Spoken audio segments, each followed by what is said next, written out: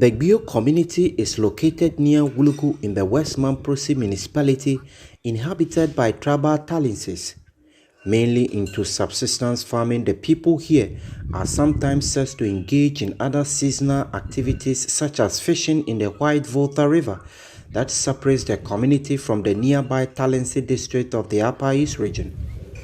Like many settler communities in this region, Gbeo is an extremely poor household community where the state can be said to be absent from the day-to-day activities of the people. The community, which is facing long-standing neglect, has no functional basic amenities, and the people here are deprived of all the essential public services for a normal living. Poverty is high here due to the lack of any livelihood support, and parents are unable to feed their children as a result. The harsh living conditions is said to have led to frustrations among the people, with many said to have resorted to excessive drinking of alcohol, leading to a record number of young parents dying and leaving behind their children. The reason why we have orphans in this community is that some parents pass away due to alcohol. They are taking it plenty. And due to us, it is a village. Every funeral they provide what? Alcohol, and they drink. So some of them also go to riverside to catch fish. And due to the flood of the water, some pass away. And half of the woman is due to some secular sicknesses. They will catch the parent, they don't have money to survive. They have to die. Here is a bush. There are grass around. If scorpions, snakes, they bite them and they die.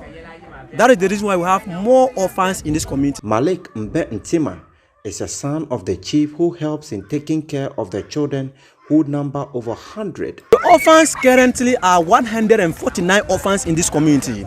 But those who have died, about 30 of the orphans have died due to hunger. They couldn't get food to eat. And half of the orphans are staying with the chief and half of them are staying with me. And some of them are staying with the people that are well small in this community. We distribute the orphans. Malik and his father are also poor farmers who depend on only their farm proceeds to care for the orphans. But according to him, they have been unable to do so since last year after they lost their farm investment to heavy rains and floodwaters. Me, for instance, if I pick, like, let's say I am a farmer, I farm onions. If I farm and I cultivate, sometimes I do buy food and take care of the orphans. And the chief too, he's also a farmer. Like every year, if strangers enter here, we don't even have money to farm. Strangers will come here with their tractors and farm and go. So the chief tax those people, if they farm about 3 acres and they cultivate and they have and they get about 100 bags of maize, they will give us 3 bags so that we will help and take care of the orphans. He called for urgent assistance in the form of food supplies, clothing, and a befitting shelter to save the children. Even most of them, they don't have sandals. For me, I am taking care of about 60 of them. I don't have money to buy all sandals and distribute to them.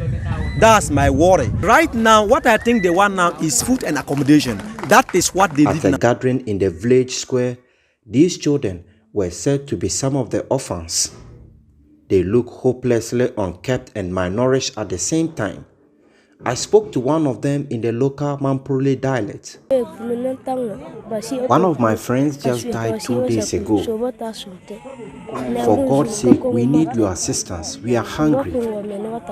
The women leader in the community also called for assistance from authorities, who she said had been informed severally about the situation. They have nothing, no clothing, no food. It's pure suffering. That is why we want you to intervene and help us to take care of them.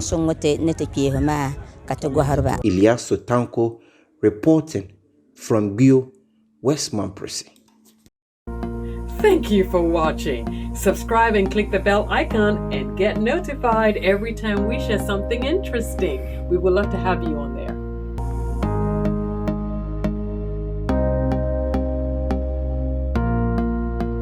Super Hits Radio. Joy 99.7.